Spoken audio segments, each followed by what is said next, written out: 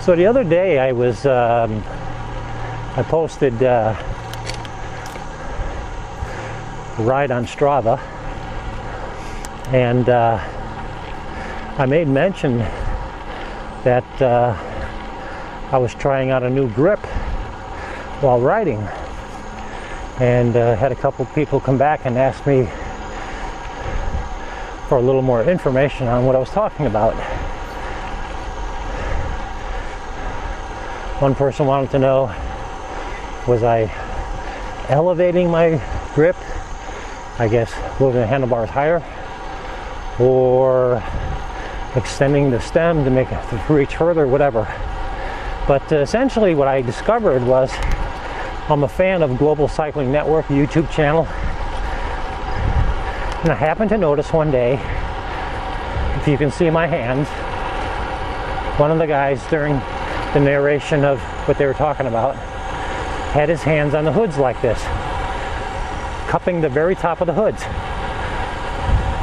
And I thought, well, I've never seen anybody do that before, or at least I never noticed it. And I started riding like this, and I gotta tell you, I really like this position, this hand position. It almost feels, well, I wouldn't know. I would imagine it's something similar to riding with arrow bars because your hands are outstretched a little more. But I like the fact that it felt more comfortable on my fingers, on my hands. I have to stop and turn here, so I'm going to reposition my hands. And I'll get back into discussion on this. I hear someone coming on my left, so I'm going to come to a full stop.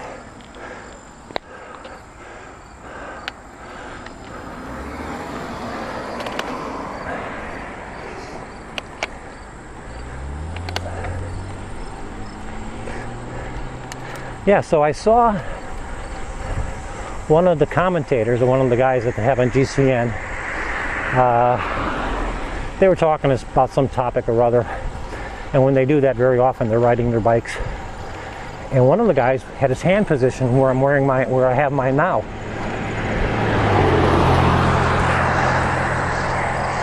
And so I tried it out, and I really like it because I feel it promotes a little more relaxed riding position, at least for me.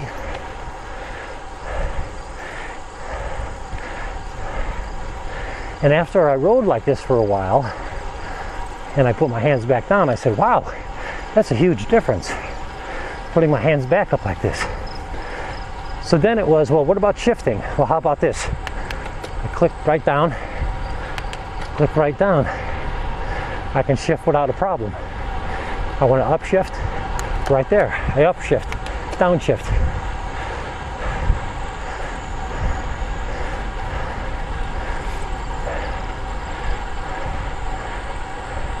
So, even though this is something new for me, I'm sure a lot of cyclists are aware of holding your grips like this.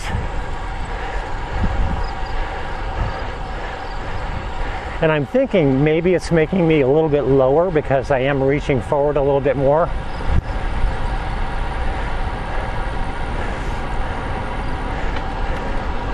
And getting a little more arrow is always a good thing. Of course, now I get right back out of this position when it comes to climbing hills.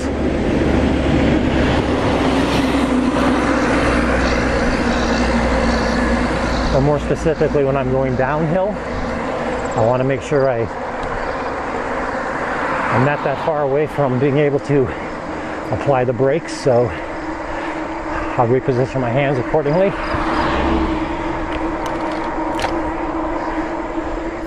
But on the flats like this, I really like this position.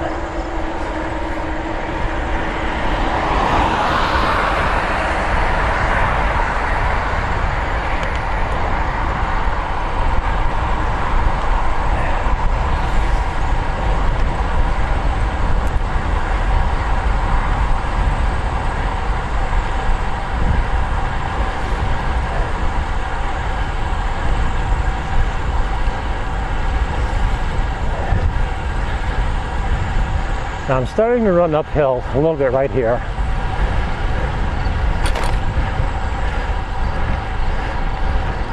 And watch how easily I can upshift.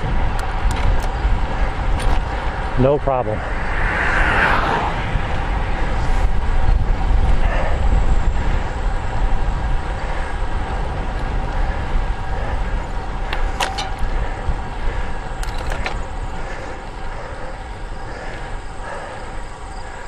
Oof.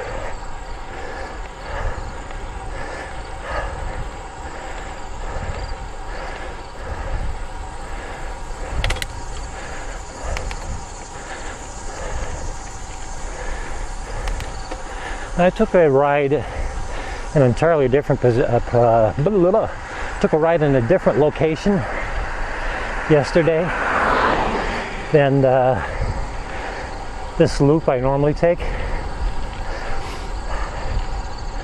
And one of the things that I was trying out was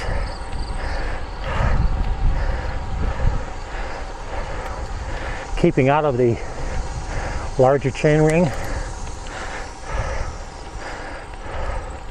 unless I was really on the flats or going downhill.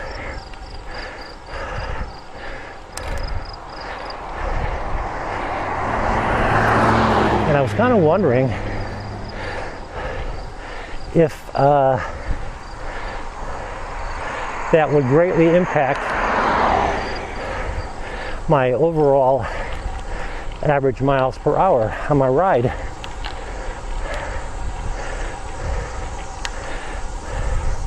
Got no scientific basis for this because I don't know how often, and how much time I spent in the smaller chain ring as opposed to the larger one, and whether or not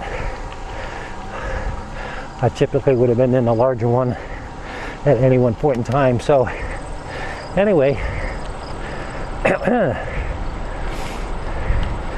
what I did discover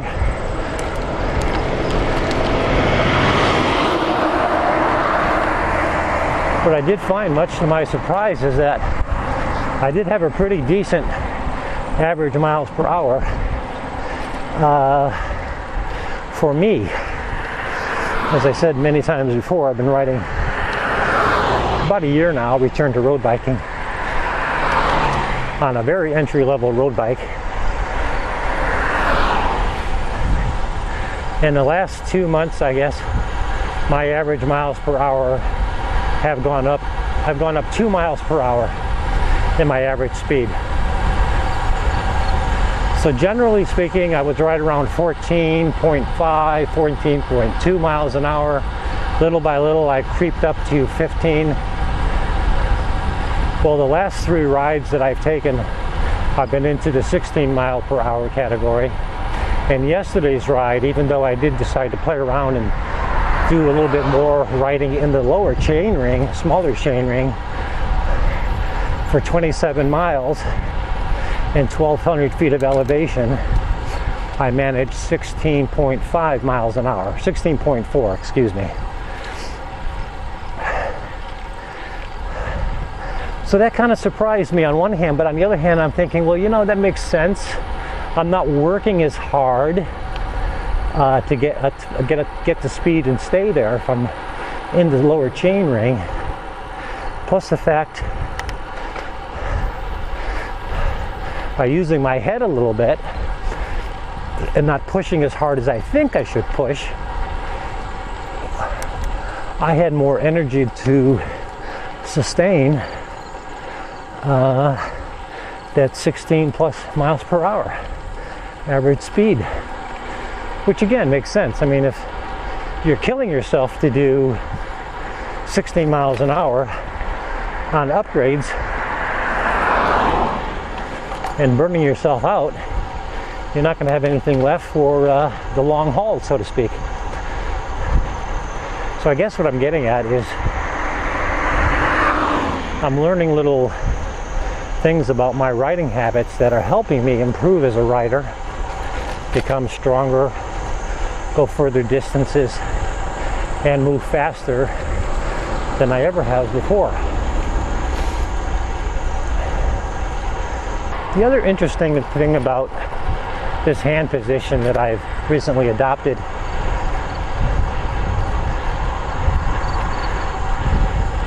I don't know, maybe it's just me, but it seems more like a racing position, if you will. Well, whatever it is, as I said, I think it's adding a little more comfort to my writing. I think it's easier on my hands.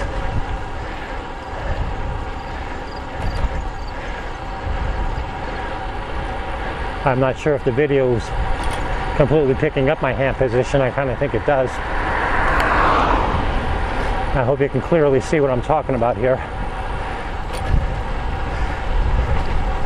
I've always done the typical, you know, thumb around the hoods, index fingers on the brakes, brake levers, shift levers. But I think what I've been finding is over time I kind of lean on that portion of the thumb, between the thumb and the forefinger. I lean on that fleshy portion.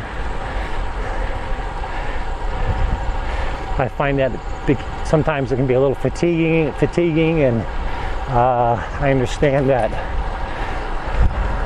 if your hands are not, if your wrists are not pointed straight, in other words like this, if you rotate your hand or turn your hand and you lean on your hand, that's the way you cut off some circulation to your hands, and generally speaking that's how you get a numbness in your hands. So to me, this is a nice change up, and it works really well for me.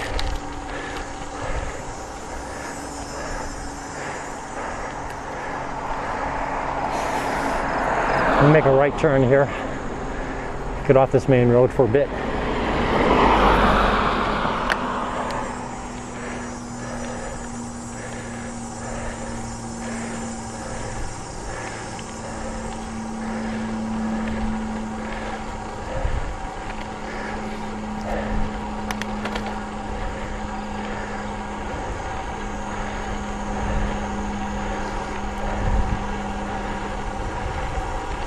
I was talking earlier about injuries and watching the road ahead of you.